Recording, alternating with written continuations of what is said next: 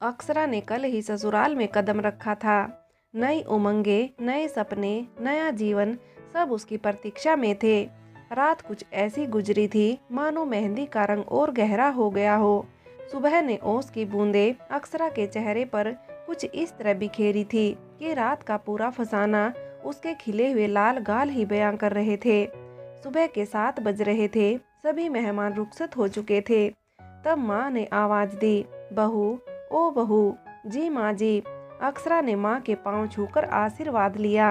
अरे तुम उठ गई, कितने दिन की थकान थी, साफ दिख रहा था तुम्हारे चेहरे पर कल रात। कुछ देर और सो लेती बेटा। माँ ठीक हूँ, मुस्कुराते हुए जवाब दिया अक्षरा ने। अच्छा सुन, आज तुझे चौके चढ़ाना है। जी माँ जी कहिए, आज नाश्ते में क्या बनाना है, मैं बनाती हूँ। अरे नहीं, नाश्ता नहीं, तू बस हलवा बना ले, बाकी मैं और नायरा मिलकर बना लेंगे। माँ आप बताइए ना, मैं बना लूँगी। अरे बेटा, उम्र भर तुझे ही बनाना है ना, रुक जा 2-3 दिन, फिर बनाकर खिलाना सबको और मैं आराम करूँगी। इतने में पीछे से नायरा ने आकर चौंका दिया। और मैं भी आराम करूँगी भाभी।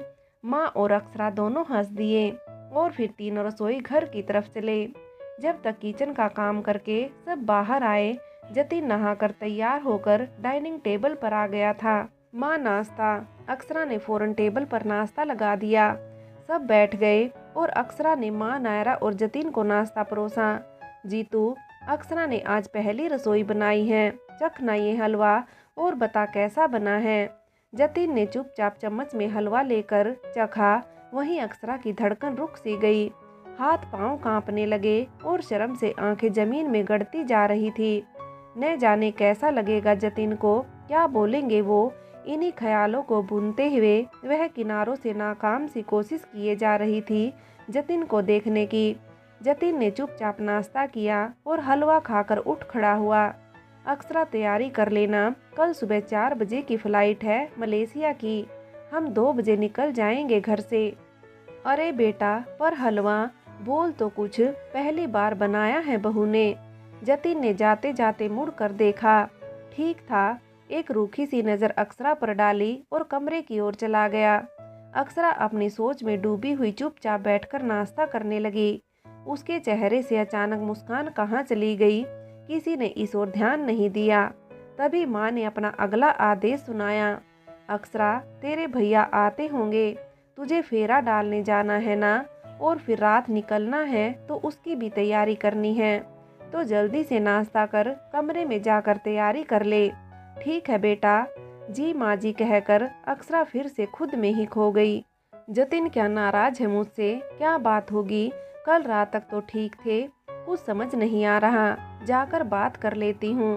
खुद से ही सवाल करती हुई अक्षरा नाश्ते के बाद कमरे में पहुंची। जतिन अपने लैपटॉप पर मेल्स चेक कर रहा था।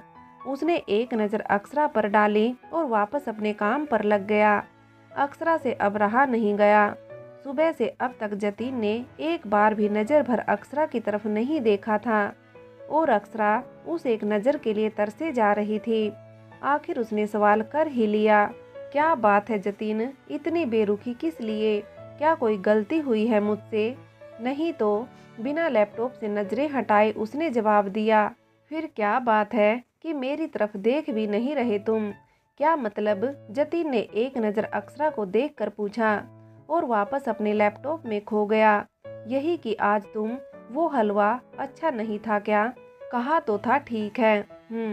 आखिर खुद ही खामोश होकर अक्षरा जमीन की तरफ आंखें गड़ाने लगी। कुछ देर उसे इसी तरह खड़े देख जतिन ने चुप्पी तोड़ते हुए कहा, देखो अक्षरा, मुझे तारीफ के पुल बांधने नहीं आते, तो इस तरह की कोई उम्मीद मुझसे कभी मत रखना। चलो अब तैयार हो जाओ, तुम्हारे भैया आते होंगे। और हाँ सुनो, मुझे थोड़ा काम है तो इसलिए हम ज़्यादा देर नहीं रुकेंगे, घंटे भर में वापस आना होगा। ठीक है, मायूसी भरी आवाज में अक्षरा ने जवाब दिया। जतिन ने नज़रअंदाज किया और अपने काम में लग गया। कुछ देर में भैया आए और अक्षरा और जतिन उनके साथ चले गए। अक्षरा घर पहुंची तो खिलखिला उठी। उसे खुश देख परिवार के सभी चेहरे सुकून से भर गए। बेटी अपने ससुराल से चहकती हुई आए तो मायके वाले बड़ी सुकून की सांस लेते हैं। कम ही लोगों को ये सुकून मिल पाता है। पर अक्षरा के मम्मी पापा को बड़ा सुकून मिला, क्योंकि अक्षरा की दीदी प्रार्थना अपने ससुराल और पति के साथ खुश न रह पाई और 2 साल से तलाक का केस लड़ते हुए मायके में रह रही थी। प्रार्थना को भी अच्छा लगा कि अक्षरा खिलखिलाती हुई सी आई है। तय वक्त के मुताबिक जतिन ने अक्षरा से चलने के लिए कहा तो अक्षरा ने चेहरे के भाव से ही जतिन से कुछ देर और रुकने की गुहार लगाई, पर जतिन ने उसे ढेर सारे काम गिनाते हुए चलने के लिए मना लिया। 4 बजे तक दोनों घर लौट आए। आ गए तुम लोग, बेटा तुम लोग आराम कर लो, क्योंकि फिर पैकिंग कर तुम्हें निकलना भी है। जी माँ, कहकर दोनों कमरे में चले गए। रात तय समय के मुताबिक दोनों घर से निकले। करीब 3 बजे तक एयरपोर्ट पहुंच गए। रास्ते भर जतिन अपने मोबाइल में जाने क्या ढूंढता रहा और अक्षरा पूरे सफर में प्यार के कुछ लम्हे ढूंढती रही, जो शायद कार में बैठते समय वो बाहर ही भूल गई थी। कहीं सामान के बीच पैक तो नहीं कर दिए थे, जो गाड़ी की बैंक में रखवा दिया था। अक्षरा बार बार जतिन की बाह में अपनी बाह फंसाकर उसके कंधे पर अपना सिर टिकाकर कुछ प्यार भरी बातें करने की कोशिश करती और जतिन उसे ये कहकर दूर कर देता, सब्र करो अक्षरा, मुझे ये सर्च करके अभी किशोर को भेजना है, जिससे वो प्रेजेंटेशन बना सके और तुम हो कि। अक्षरा को जतिन का ये बेरुखा स्वभाव समझ नहीं आ रहा था, लेकिन वो कुछ भी नहीं कह पा रही थी। उसकी आंख नम होने लगी तो उसने खुद को संभालते हुए खिड़की से बाहर देखना शुरू किया। एयरपोर्ट पहुंचकर दोनों ने समय पर फ्लाइट ली और जाकर अपनी सीट पर बैठ गए। अक्षरा को उम्मीद थी शायद अब जतिन कुछ बात करेंगे, क्योंकि यहाँ तो मोबाइल भी नहीं चलेगा। सब कुछ सेट कर लेने के बाद जतिन ने अक्षरा से कहा कि सफर में करीब 6 घंटे लगेंगे, इसलिए बेहतर है यहाँ नींद पूरी कर ली जाए। इतना कहकर उसने अपना सर सीट पर टिकाया और आंखें बंद कर ली। सोचो मत अक्षरा, सो जाओ तुम भी, काफी थकान हो रही है ना। इतना कहते ही जतिन की आंख लग गई और अक्षरा उसके चेहरे की ओर देखती रह गई। एक वीरान सा मंजर, दूर दूर तक सन्नाटा और आसपास कोई नहीं। दुल्हन के जोड़े में सजी अक्षरा हाथ छुड़ाकर जाते हुए एक परछाई को देख रही थी। धीरे धीरे वो परछाई आंखों से ओझल होने को थी। अक्षरा ने उस परछाई का पीछा किया, उसे पकड़ना चाहा, मगर वो दूर एक आंधी में गायब हो गई। अक्षरा जोर से चिल्ला उठी, जीतू। इतने में हड़बड़ाकर अक्षरा की आंख खुल गई। उसे पता ही नहीं चला कब खुद से सवाल जवाब करते उलझते हुए उसकी आंख लग गई थी और आंख खुली तो हैरान सी बस जतिन को देखे जा रही थी। जतिन ने जब अक्षरा को इस तरह अपनी तरफ देखता पाया तो पूछा, क्या हुआ अक्षरा, ठीक हो ना? इतना सुनते ही अक्षरा ने झटके से जतिन का हाथ कसकर थाम लिया, उससे लिपट गई। अक्षरा, ये क्या हरकत है, हटो अभी, देखो लैंड कर लिया है प्लेन ने, चलो उठो हमें उतरना है, फिर जल्दी से होटल पहुंच जाएं तो मैं किशोर से प्रेजेंटेशन के बारे में पूछूं। अक्षरा चौंक गई। उसे उम्मीद थी कि एक बुरे सपने से डरी हुई अपनी नई दुल्हन को जतिन प्यार से गले लगाकर उसे सुकून देगा, मगर उसने तो जानना भी जरूरी नहीं समझा कि अक्षरा हड़बड़ा कर क्यों उठी। पर वो खामोश थी, बिना कुछ कहे चुपचाप जतिन के पीछे चल दी।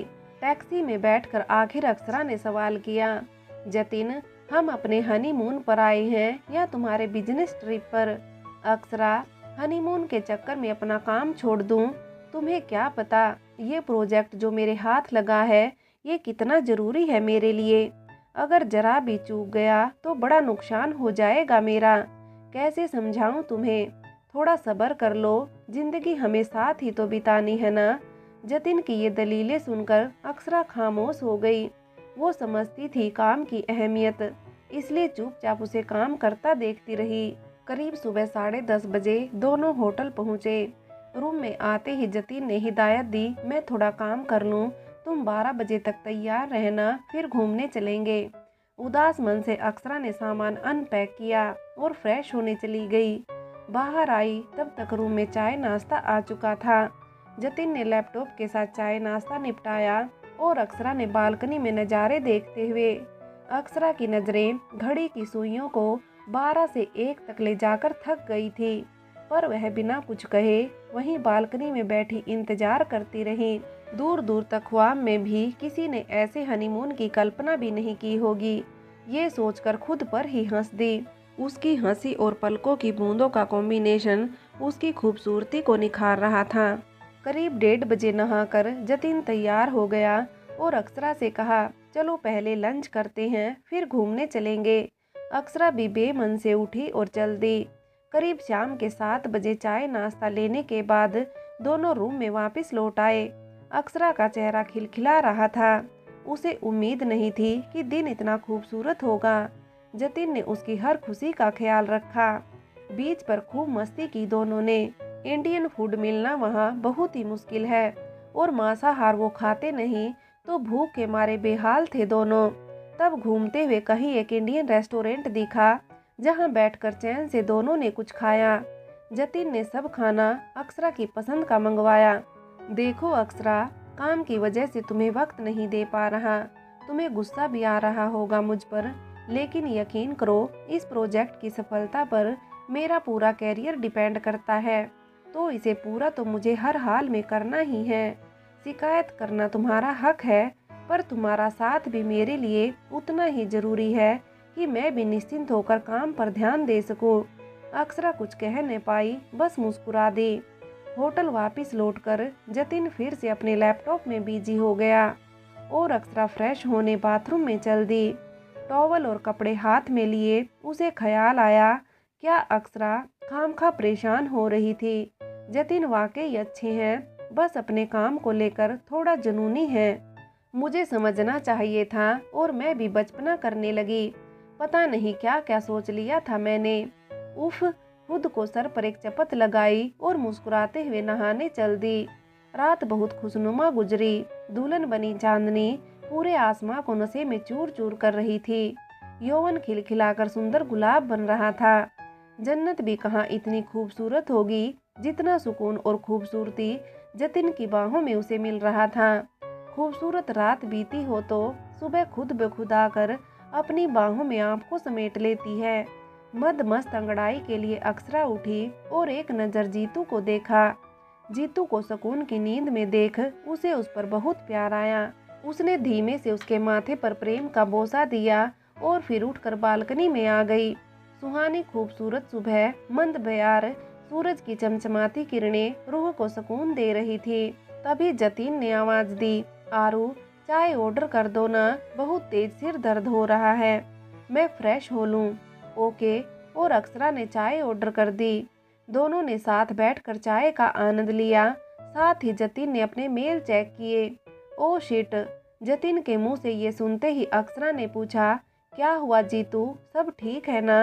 आज मीटिंग रख दी क्लाइंट के साथ और मैं यहाँ समझ नहीं आ रहा क्या करूँ। ये किशोर भी ना। उसने तुरंत किशोर को फोन मिलाया और उससे बात की। उसके बाद उसने अक्षरा को समझाया, आरू आई एम सॉरी, आज का दिन तुम्हें अकेले हैंडल करना होगा। मुझे पूरी प्रेजेंटेशन बनानी है, 2 बजे मीटिंग है, पता नहीं कितना टाइम लगेगा। अक्षरा ने बुझे मन से कहा, कोई बात नहीं। जतिन तैयार होने चल दिया और अक्षरा खुद से ही बातें करने लगी। सोचने लगी कि आज अकेले क्या करेगी पूरा दिन। उसने जतिन से पूछने की कोशिश की, जीतू क्या कुछ देर अकेले घूम आऊं बाहर? अगर तुम कहो तो। सारा दिन यहाँ बैठे बैठे बोर हो जाऊंगी। नहीं, तुम कुछ नहीं जानती यहाँ के बारे में, बिल्कुल अनजान हो। कुछ गड़बड़ हुई तो? नहीं, मैं तुम्हें अकेले जाने नहीं दे सकता। जतिन की सोच पर प्यार भी आ रहा था, पर क्या करे, कुछ और सूझ भी नहीं रहा था। जतिन नाश्ता करने के बाद ही अपने लैपटॉप से चिपक गया और अक्षरा कमरे से बाहर निकल होटल में घूमने चल दी। अकेले यहाँ वहाँ घूमने में उसे कुछ अच्छा भी नहीं लग रहा था। तब वापस कमरे में आकर सो गई। आज का दिन अक्षरा ने अकेलेपन में गुजार दिया। अगली सुबह उसकी आंख जल्दी खुल गई। कल देर तक काम करने के कारण जतिन थक गया था, तो जल्दी सो गया। आज वो काफी देर से उठा। फ्रेश होते कम से कम उसे 12 बज गए थे। नाश्ते के बाद अक्षरा ने कहा, देखो ना जीतू, कितना सुंदर मौसम है बाहर। हल्की हल्की बारिश भी होने वाली है। चलो ना बाहर चलें बीच पर। अभी नहीं अक्षरा, थोड़ा काम बाकी है, निपटा लूं फिर चलते हैं। अक्षरा को इंतजार करते करते 2 बज गए थे। लेकिन जीतू अपने लैपटॉप को छोड़ ही नहीं रहा था। तब अक्षरा को एक शरारत सूझी। उसने रोमांटिक संगीत चला दिया और जतिन को शरारती अंदाज में लुभाने की कोशिश करने लगी। जतिन उसकी शरारतें देख मुस्कुरा दिया और फिर काम में लग गया। जब बहुत देर कोशिश करने के बाद भी वो अपने लैपटॉप से नहीं उठा तो अक्षरा ने लैपटॉप को वहीं बंद कर दिया। ये देख जतिन को गुस्सा आ गया। उसने जोर से चिल्लाते हुए अक्षरा को डांटना शुरू कर दिया। अक्षरा डर गई, लेकिन जतिन बोलते ही जा रहा था। उसे पता ही नहीं चला कि वो गुस्से में कितने अपशब्द कह गया अक्षरा से। हो गया हनीमून अपना, चलो पैक करो सामान, पहली फ्लाइट से वापस चलें। फ्रेंड्स, आगे की कहानी के लिए कहानी का अगला भाग देखें।